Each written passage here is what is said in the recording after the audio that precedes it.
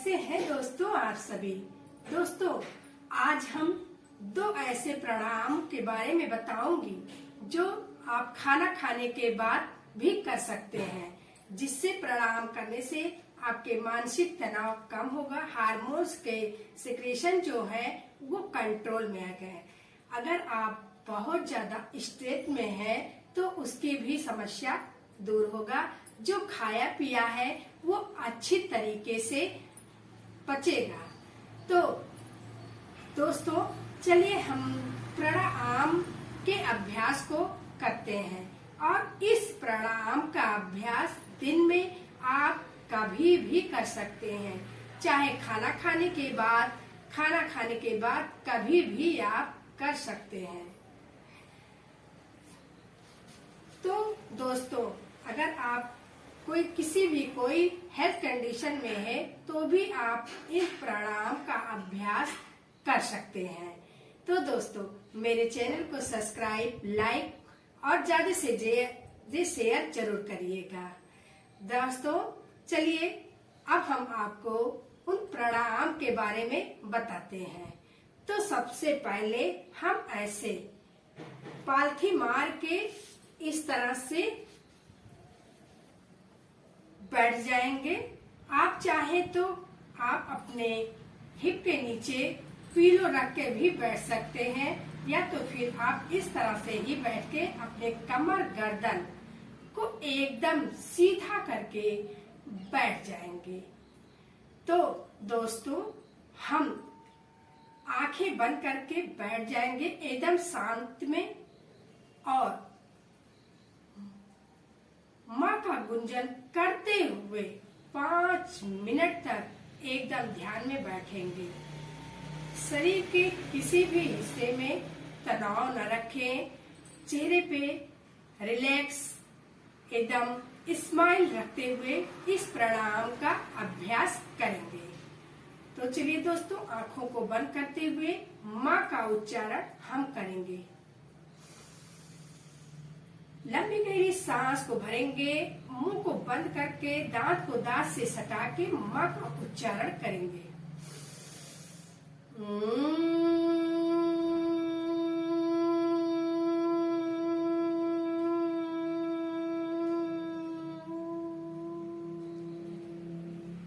सांस लें,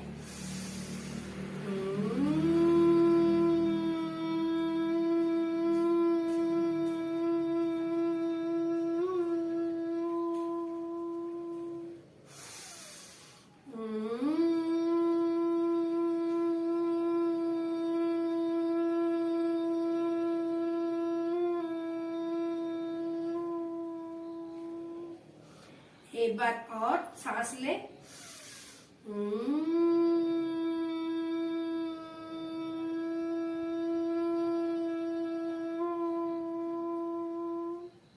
अब अपने हथेलियों को गर्म कर लेंगे, पूरी हिट हो जाएगा में हथेलियां आंखों पे लगा लेंगे, फिर इसके चारों तरफ घुमा लेंगे और अपने हथेलियों को घुटने की तरफ ड्रॉप कर लेंगे। तो दोस्तों ये माँ का उच्चारण जो है आपके नींद को परफेक्ट अच्छे से नींद आएगी, आपको इधर उधर करवट नहीं बदलने पड़ेंगे। तो इस तरह का अभ्यास आप 5 मिनट 10 मिनट जो भी आपसे हो सके आप इसको करें। उसके बाद आप कुछ मिनट के लिए शांत बैठ जाए, जब तक आपको इस माँ शब्द की जो हमने उच्चारण की है तब तक महसूस हो, तब तक शांत बैठे रहे।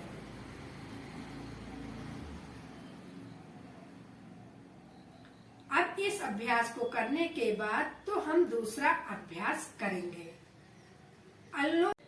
अब दोस्तों हम करेंगे अनुलोम विलोम प्राणायाम। तो अनुलोम विलोम प्राणायाम में आपको सांस रोक के नहीं करना है, क्योंकि हम खाना खाने के बाद कर रहे हैं ना। अगर हम खाना खाने के पहले ही करते हैं, सुबह सुबह में करते हैं, तो सांसों को रोक कर किया जा सकता है। अब खाना खाने के बाद सांस को नहीं रोकना है और लेना है, छोड़ना है। अगर आप घुटने में दर्द है तो आप वज्रासन में न बैठे। इस अभ्यास को करने के लिए अगर आप वज्रासन में बैठ के इसको करेंगे तो आपको और ज्यादा बेनिफिट मिलेगा, आपके खाने और अच्छे से पचेंगे। तो अगर वज्रासन में नहीं बैठते हैं आप लोग खाना खाने के बाद, तो थोड़ा थोड़ा वज्रासन में बैठने का अभ्यास करते जाएं। किस तरह से आपको वज्रासन में बैठना है और तो मैं उस वीडियो को दे चुकी हूँ, उसको आप देख लीजिएगा। तो दोस्तों, वज्रासन में बैठने से आपके स्पाइन पूरी सीधी हो जाती है, कमर गर्दन बिल्कुल सीधे हो जाते हैं और इस वाले जगह पे अच्छा पिंडलियों पे दबाव अच्छा पड़ने से यहाँ का कनेक्शन डायरेक्टली आपके सिस्टम पे पड़ता है, पाचन क्रिया के सिस्टम पे पड़ता है।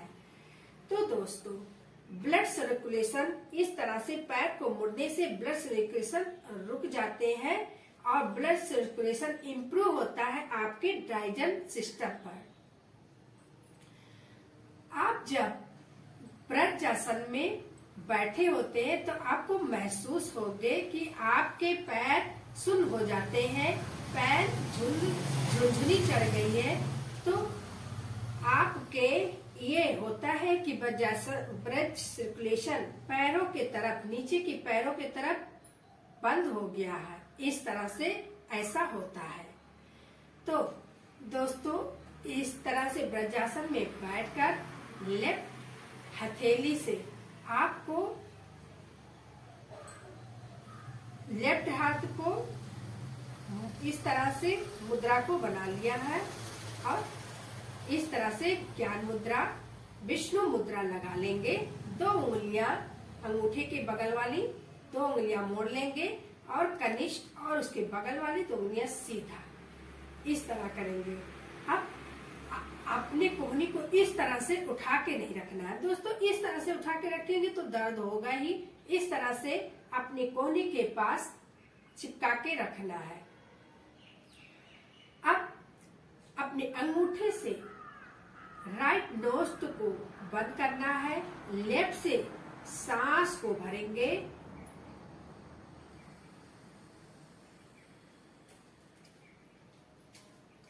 अब लेफ्ट से सांस को छोड़ देंगे। दोस्तों, जितना सांस आप लेफ्ट से भरेंगे उतना ही आप राइट से छोड़ेंगे।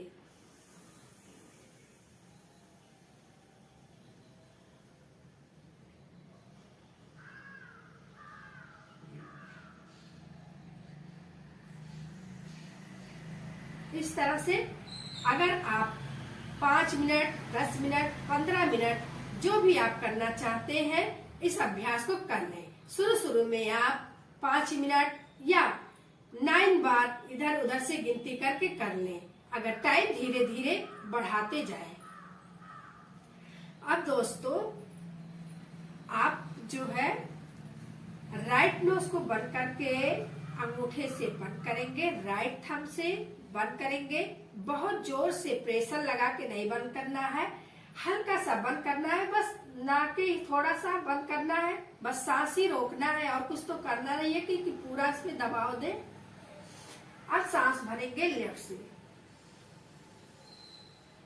1 2 3 4। अब लेफ्ट को बंद कर लिए, राइट से छोड़े, 1 2 3 4। आप बंद कर लिया राइट को और लेफ्ट से सांस छोड़ दिया, फिर लेफ्ट से सांस को भरेंगे, 1 2 3 4। Right,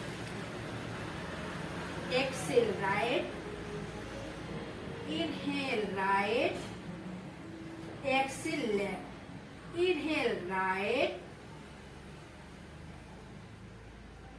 exhale right,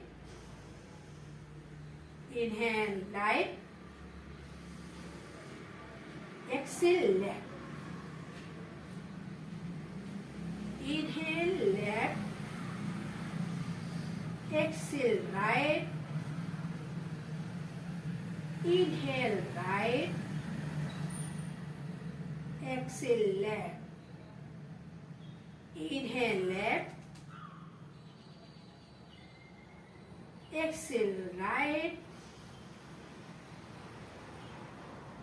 inhale right, exhale left।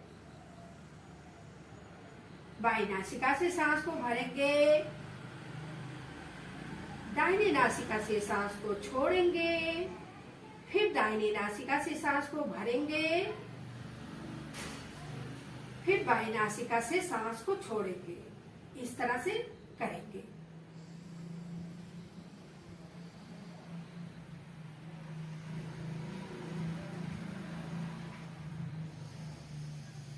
तीन बार और इसका अभ्यास करेंगे।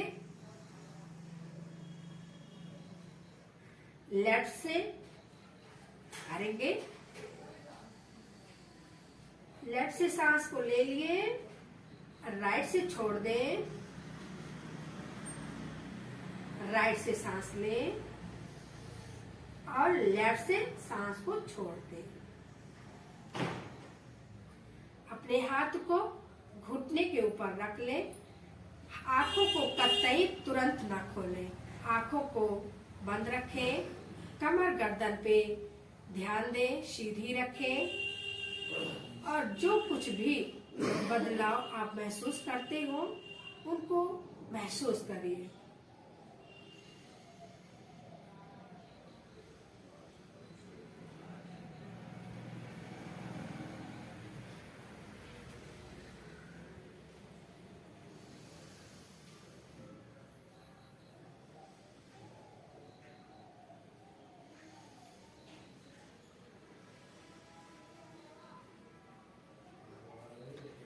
खाना खाने के बाद इस अभ्यास को कर रहे हैं तो सांसों को ना रोकें।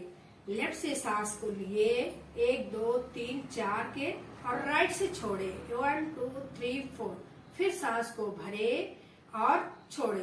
अब हम थोड़ा सा जैसे लेफ्ट से सांस को लिए और छोड़ देंगे अब दुगनी, क्योंकि जैसे अब लेफ्ट से सांस को लिए 1 2 3 4, राइट से सांस को छोड़ेंगे 1 2 3 4 5 6, फिर राइट से सांस को लेंगे 1 2 3 4।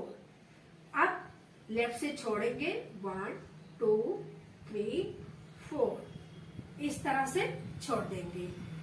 एक बात को ध्यान देंगे कि कभी भी खाना खाने के बाद आपको सांस को नहीं रोकना है, ना कुंभक लगाना है। दोस्तों, इस चीज का आपको ध्यान देना होगा। दोस्तों, एक बात का ध्यान दीजिएगा कि खाना खाने के बाद कभी भी कपालभाति या भस्त्रिका प्राणायाम का अभ्यास न करें। ऐसे जो कि आपको सांस को रोकना पड़ता है या कोई भी अभ्यास ऐसा जो कि पेट पे असर पड़ता है, पेट पे दबाव पड़ता है, तो दोस्तों ऐसे अभ्यास का आप कभी भी मत करिएगा खाना खाने के बाद।